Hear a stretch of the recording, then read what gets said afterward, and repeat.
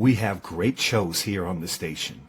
We have Covendom with Bryan Kane and Levi Rowland and Eli Barnes every Tuesday at 6 p.m. Step into the mystical realms of Covendom, the spellbinding show where the secrets of witchcraft are unveiled. Whether you're a seasoned practitioner or simply curious about the craft, Covendom offers an enlightening journey into the world of the wise. Tune in and transfer your perception of witchcraft through adept conversations of magical insights.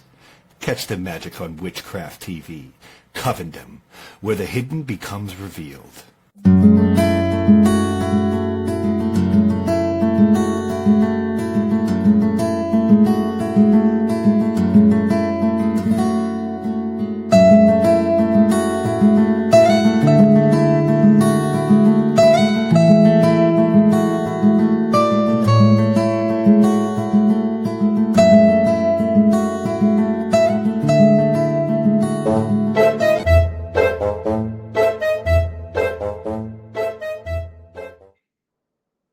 Hey, everybody. My name is Bryan Peters. I am a psychic medium in Akron, Ohio. My hope and plan for today and upcoming weeks is actually start diving into psychic development as well as starting to work on mediumship. So, first thing I always like to talk about is when we start using those words psychic and mediumship, we are talking one and the same thing. So, mediumship is using psychic energy and psychic abilities to actually tap into the spirit world. Psychic, a lot of people use that word differently and actually talk about the word prophecy or using it as a prediction type of thing. But it's also reading the energy in the room. I have a lot of great friends that are some amazing psychics, and they tend to be very empathic because they have that ability to tap in and actually turn on and touch into that energy.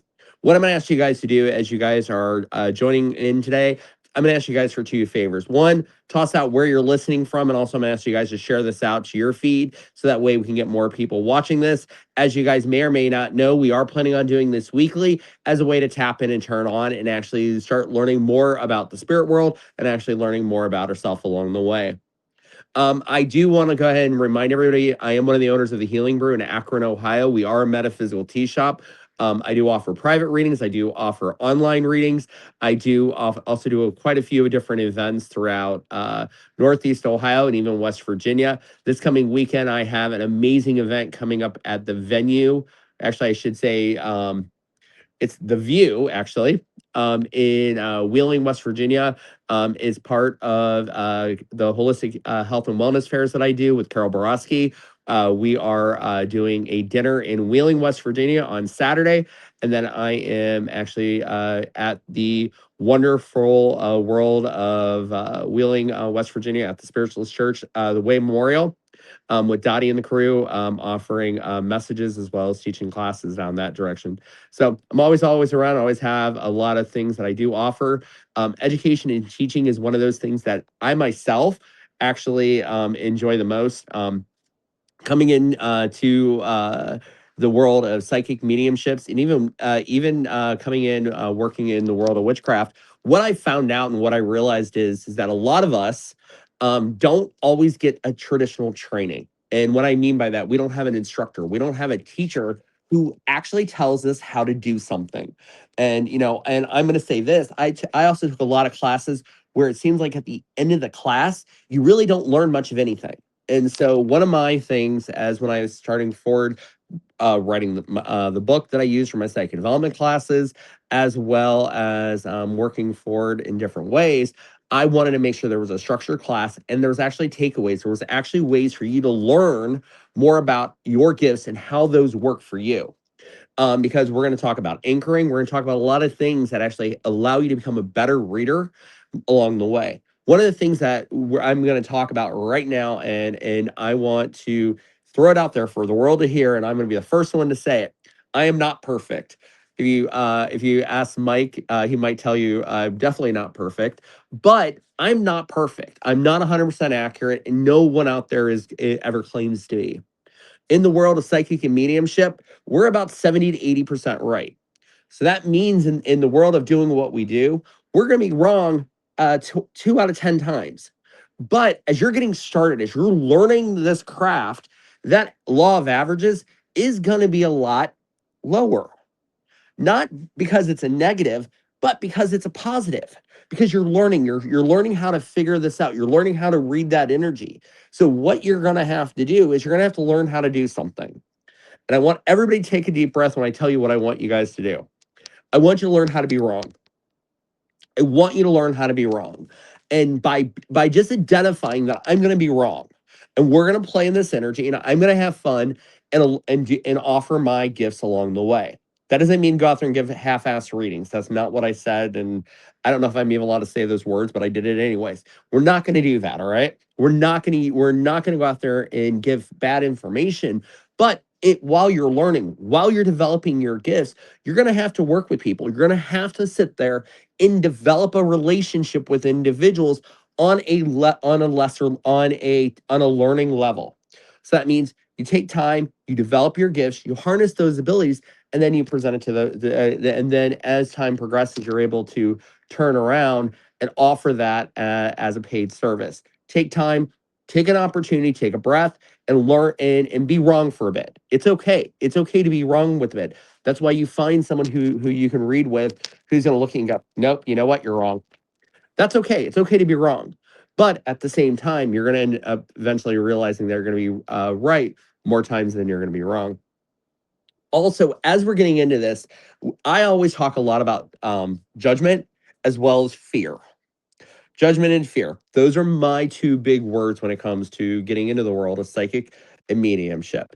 And I'm going to say psychic, I'm going to say them again. Fear and judgment. And those are the two words you're going to hear me use all the time.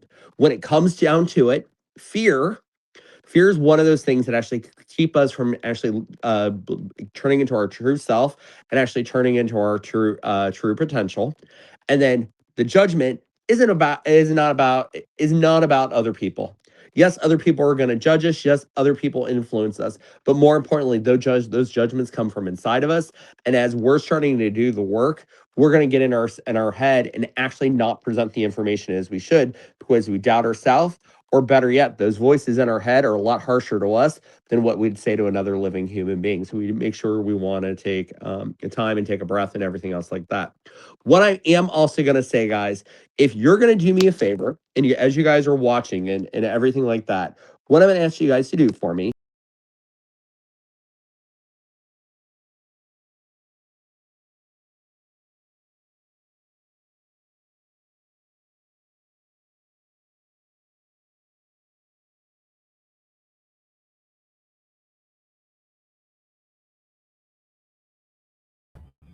Our special guest, Brian Peters, just lost his technical abilities, but he will be back with us really, really shortly, and we will play a small commercial break and hopefully have him right back, right here, Witchcraft TV.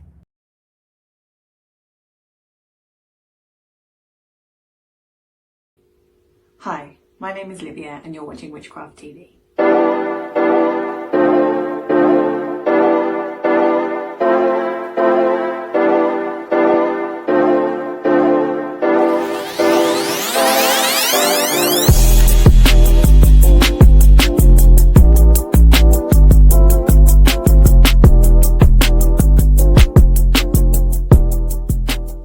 You can find my pagan music at liviamusic.com.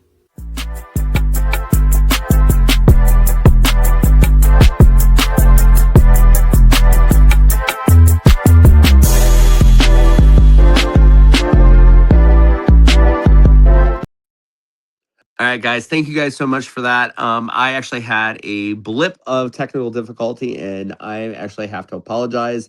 When I'm working in spirit, and when we have a lot of spirit around, my tech skills tend to go to the birds, and I think part of the problems in that isn't so much myself. I actually think they tend to step in and interfere with electronics more than I want them to. That as I was saying and where we were actually starting to talk. We were talking about judgments and how we judge ourselves and stuff like that. Also, as we're doing this today, if you guys have questions, I want you guys to ask your questions. Also, if there is something you guys want me to give you a reading on, if there's something you want me to get in and actually have a discussion on, if it's something going on in your life, I'm happy to do so. I'm also happy to do it in a private setting and stuff like that. Private setting, unfortunately, is going to involve a cost that is going to be on a personal level. But if we do something here on air, it's going to actually be part of the show, also be free of charge for you guys and stuff like that. All I ask is that if it's something you guys, if there's information that you liked, information you wanted to hear, I'm going to ask you to share it out for me, and even share it off as information you didn't want to hear. All right. As we're talking, we talked about the fear and judgment, and those are part of those conversations that we're really going to start looking at, and we're going to start getting into. But what we got to do is we got to understand that fear runs our life. In a lot of ways, fear is how we operate. Fear is our friend. Fear keeps us comfortable, and it's that same voice in our head that says, "Well, that can't be right." When in reality, it is what keeps it right and true in our head. So, what I want you guys to do right now is I want you to take a breath. I want everyone to take a breath, and I want you to do me a favor. I want you to figure this out for me. What's 25 times 5 times 6? Do the math for me. Don't pull out the don't pull out the paper, don't pull out the pencil. I want you to take a minute and actually try to figure it out in your head. And I'm going to say instantly, what we all do is we start looking up. We start looking up at the blackboard in the back of our head. That is thinking. That is us trying to figure it out.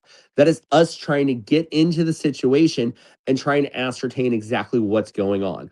We're calculating. We know that 2 plus 2 is 4. We know what those calculations are. That is our logic mind. Now I want you guys to take a breath, and I want you to start talking about your knowing. I want you guys to say, I am male, I am female, I am a son, I am a female, I am a divine being, I am a psychic, I am a medium. Those you should know. You should feel those in the core of your being. So your thinking, you should feel it up here. Whereas that knowing, you might feel it in your chest, you may feel that in your stomach, and that's actually where we want to feel that at. Because what that tells us is we're not in that thinking. We can't figure it out. If someone asks you their mom's name, and you're like, "Oh, your mom's name was Mary," there's no logical way for you to know that unless you've met the person in the past. There's no logical way for you to figure it out. You have to know it. Spirit has to tell you it, and you have to know it.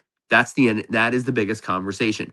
Whenever we're talking about this, we want to talk about knowing. One of my biggest conversations I talk to my students all the time is say, you don't want to use the word thinking as you're working with someone. You're not thinking. You're knowing what you're talking about. You know it. There's a major difference. We're not figuring this out. I know that it's a male. I know that it's a female. I know what's going on there. And that's really what it is at the end of the day. One of the things I'm also going to talk about is we're going to talk about tools. We're going to talk about tools of the craft, everything like that as we go throughout the weeks.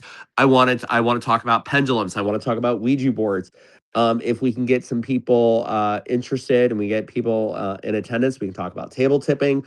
We can even talk about trance mediumship. We can talk about cabinet work. There's a lot of conversations that I would love to bring into this because I feel it would be a way for people to learn more about the spirit world and also learn more about how spirit's not that harmful. Yes, I said Ouija boards. That's a whole other conversation. If you guys want to do me a favor in the comments, if you have any experience with Ouija boards, I want you to write them down for me. I'll look at those comments down the road. And what we'll do is we'll actually use those for a Ouija board talk here down the road. So back to that knowingness. That is what we really want to focus in, is we want to know what we're stepping into. So what we want to do is we want to take that breath and get into that knowingness, right? We want to know exactly what we're getting into. We want to know that this energy is male. We want to know this energy is female. Intuition is instant. The moment you open your mouth, you know it. What I don't want people doing is if it takes you 5 minutes to calculate that it's a male, you've already talked yourself out of it 5 times over. First word you get. When I first started reading, I actually made myself a deal. If I second guessed myself, if I said it was male and it was female, and then I said, oh, maybe it's female, I always went with the first instinct, first response. As soon as any other words entered into my head, I was wrong. The moment it happened, I literally set myself up for failure because I was trying to second guess myself. I was trying to talk myself out of what I already knew. It's instant, guys. Think about it. It's instant. How instantly did you know that you're a male? How instantly did you know that you're a female? How instantly do you know that you are a divine being? How instant do you know those information? And that's what it's really about at the end of the day. Those conversations are what we know, and that's what we want to tap into. And and so it's the same thing I tell people the same ways when you're working with a pendulum.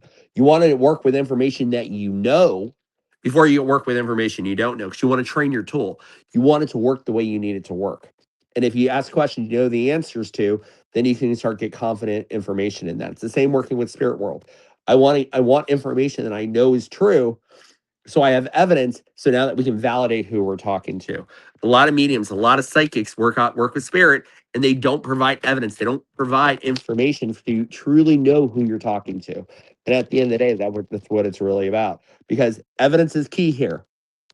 Mediumship. When you really start looking at mediumship that we know nowadays, coming from that 1800 time frame, is supposed to be evidence based. It's supposed to be scientific evidence based. It is supposed to be, here's the proof that spirit exists by me being able to provide this information to you. And at the end of the day, that's what it's all about. What questions do we have, or what questions do we have out there, guys?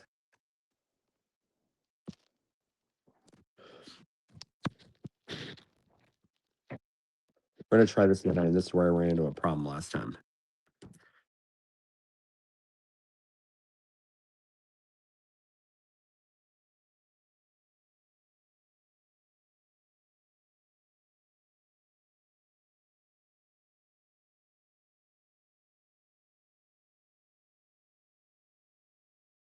I know what this is. All right, guys, I apologize. Every time I look at my chat, I'm actually closing out the window. So I'm gonna have to work on how to look at chats and stuff like that.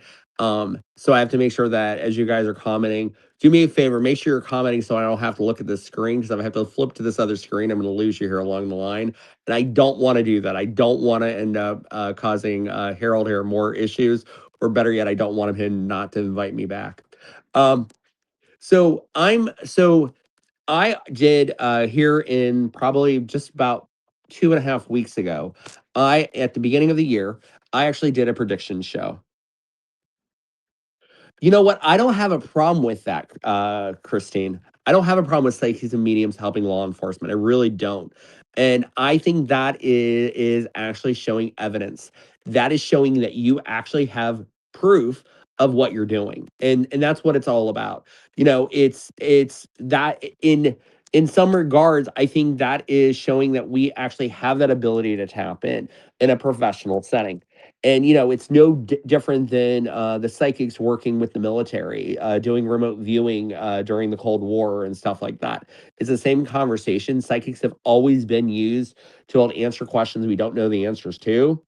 And I think it's time to demonize being psychic and actually use it in ways that actually works even better. I also kind of think it's also interesting when people start talking about the conversation, when we start talking about the word psychic versus intuitive. I think those are two words nowadays that we're kind of learning. We're changing the vocab on, and you'll hear about like the intuitive medicine. You'll hear about the intuitive doctors and stuff like that out there that are out there now. And really, what they are, they're working in that psychic energy. But because that word psychic has had such a negative side effect, a lot of people don't want to use that word. They're not open to using those words anymore, and so they're finding a different way to work with it. It's just like I have a friend who keeps wanting to call me a prophet. And every time she calls me a prophet, I have to I have to second guess her. Because in my world, being psychic is the guy who stands there and rings the bell, and has a sandwich board and says the end of the world is nigh. To me, that's a prophet. And normally for me, it's normally more of on a religious conversation, and normally they're the ones that, like I said, have the sandwich board and the bell.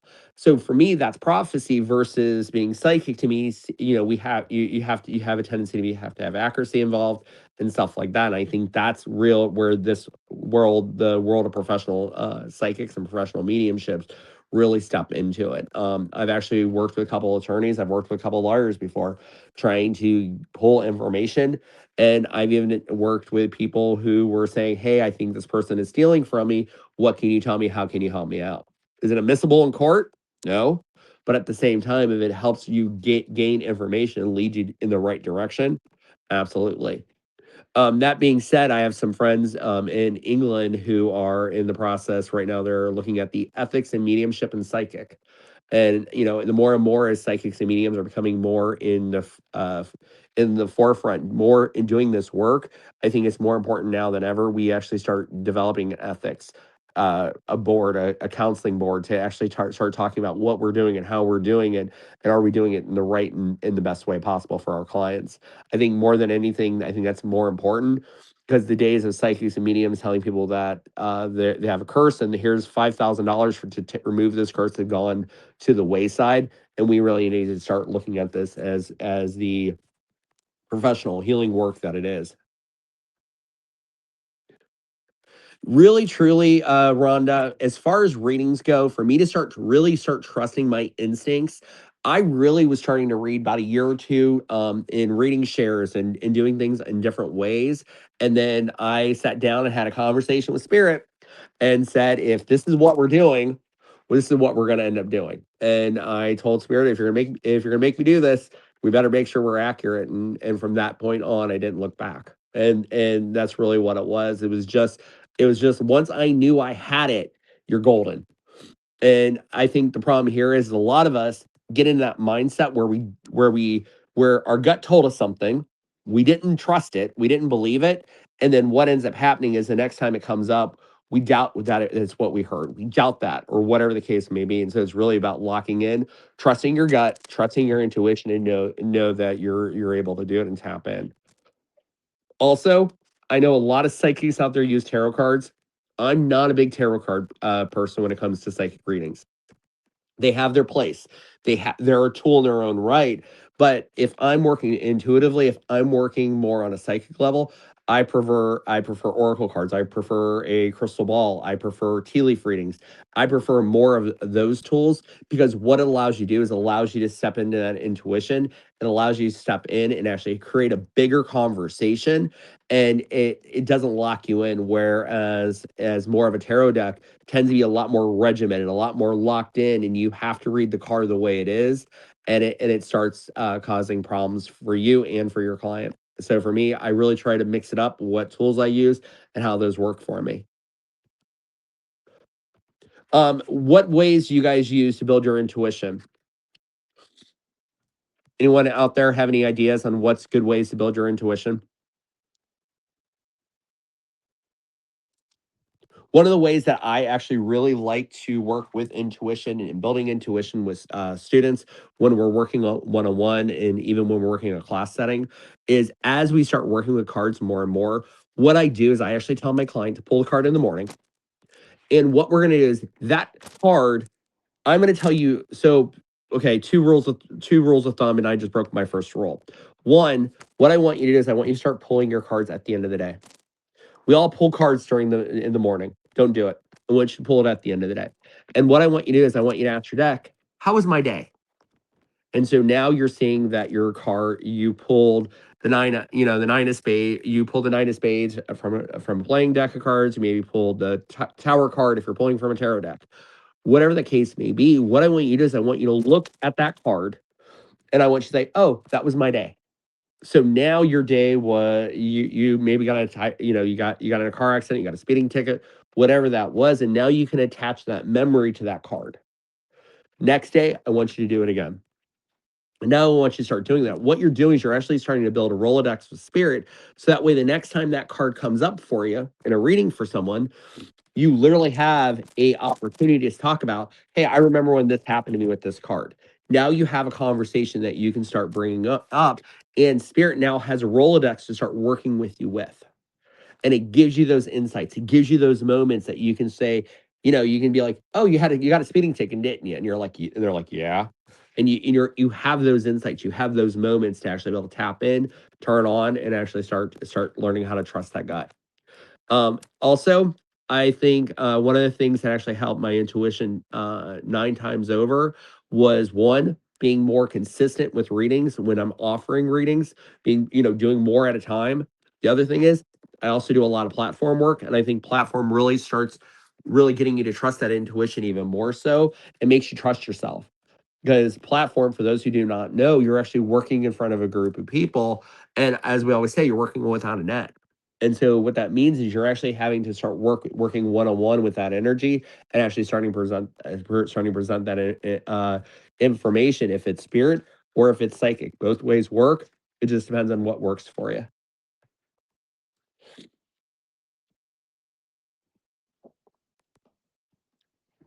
So does anyone out there want a reading?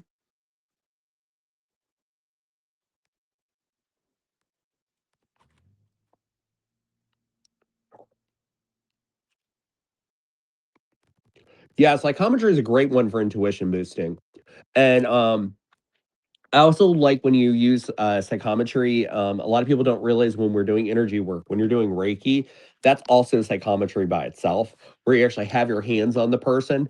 A lot of times, your old school mediums that actually hold hands, you're still in that psychometry energy. And a lot of people who are empathic find psychometry is a very strong and good way to work. Also, guys, you may notice I'm sick. Rhonda, can I ask you for a favor? I'm gonna do this a little bit different. Can I get a month and day of birth? I don't need the year. So just if it's January 1st or whatever the case may be.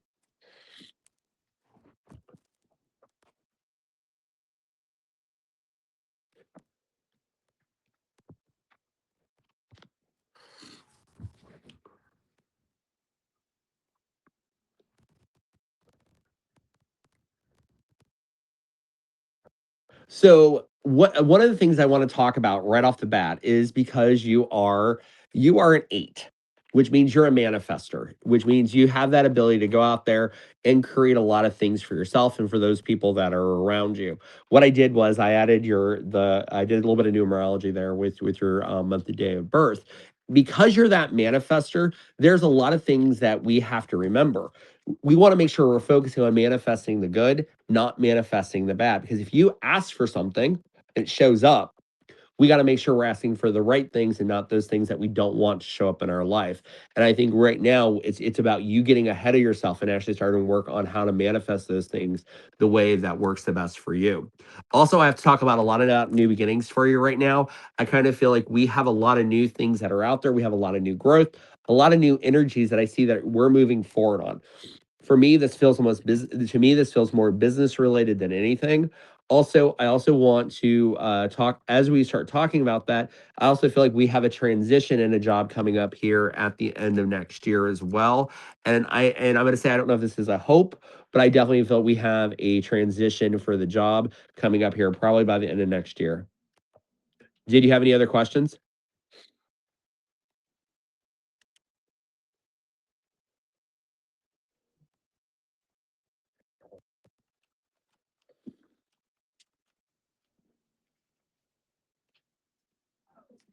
Also, Rhonda, as I was actually stepping into your energy and stuff like that, I also had a male figure who also stepped forward with you at the same time. He's very much giving me more of a father energy with you. And he's also talking a lot about breathing for me at this point in time, or there's a lot of stuff going on in his chest. I feel a lot of love. He's also identifying another female uh, he keeps wanting me to bring up another younger female that he keeps wanting me to talk about. I don't know if we have or had a sister, but he's definitely focusing on another. I'm going to say another sibling there. All right. Thank you very much, Rhonda. Anyone else want a reading, or anyone else have another question?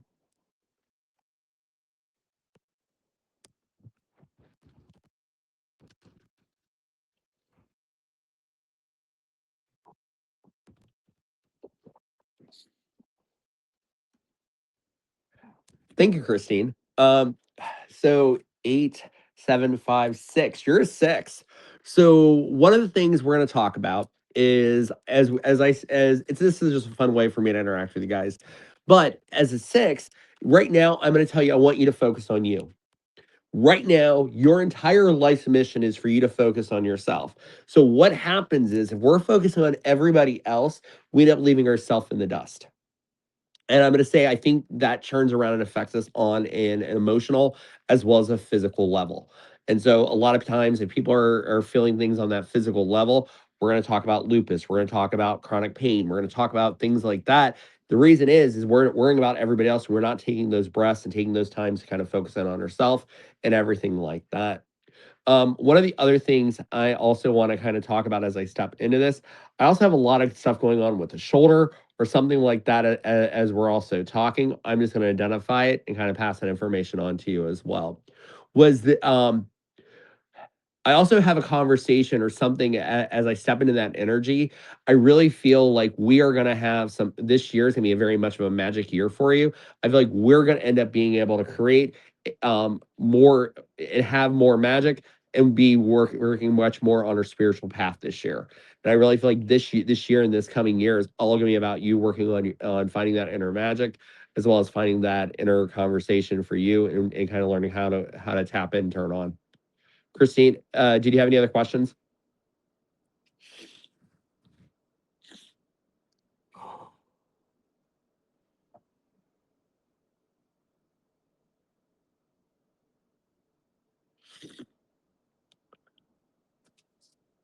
Can I have a month and day of birth, Sean? It'll just help me out.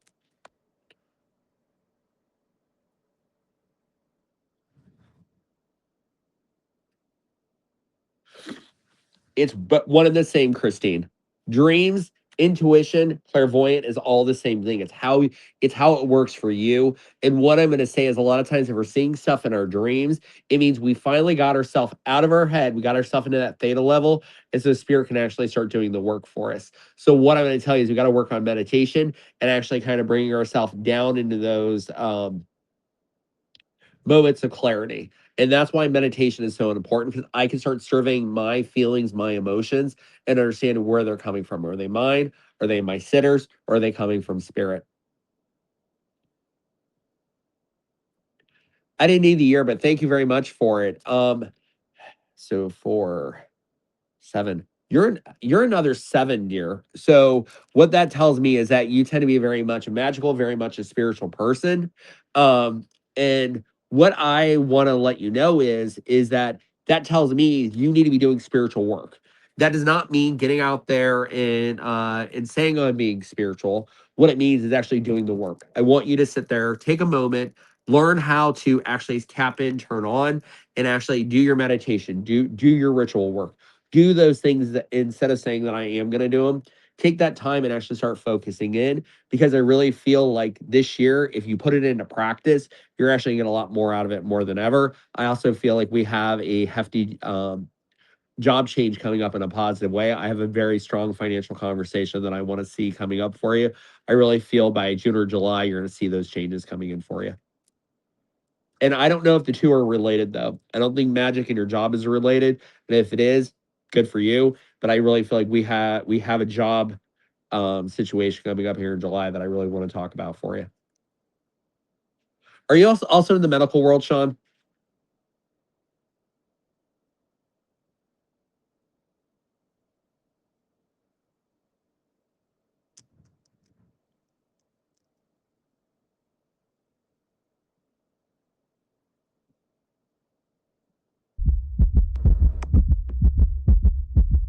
Okay. One of the things you might see me do is you might see me take a breath, or take a moment, or stare off at the space. What I'm trying to do is I'm trying to tap in and turn on and listen to my team. And sometimes it makes me look like I'm extremely autistic, and I'm really not. I swear.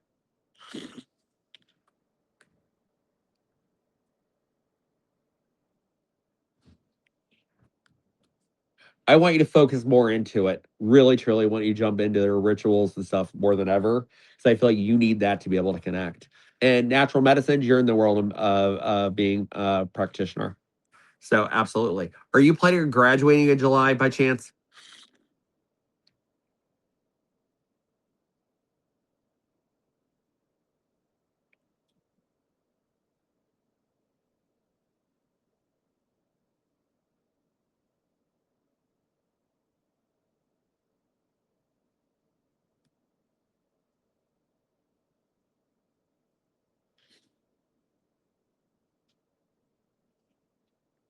So that tells me we need to make sure we're taking Reiki classes, we're taking hands-on healing classes, and things like that.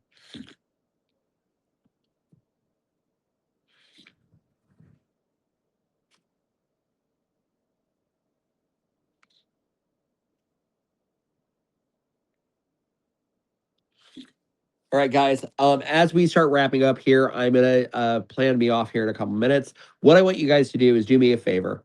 I want you guys to take a moment and actually start tossing out here on ideas that you would like to see me cover, topics you want me to kind of work on and kind of cover. If you're like, hey, I really want you to talk about this, kind of put it in a chat. That way I have an opportunity to kind of look at it, and we'll try to do my best to kind of present that information to everybody. All right.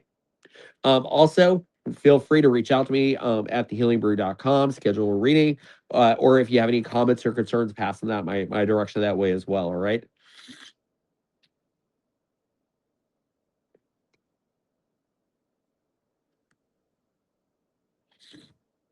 I'm going to say it this way: your shadow work is your.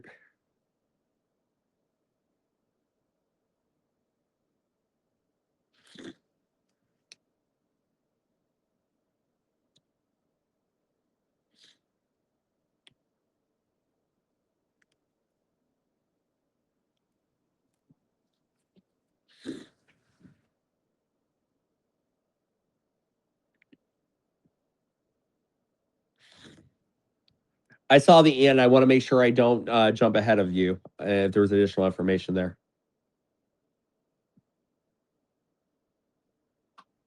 Are you? I definitely. I need to feel better.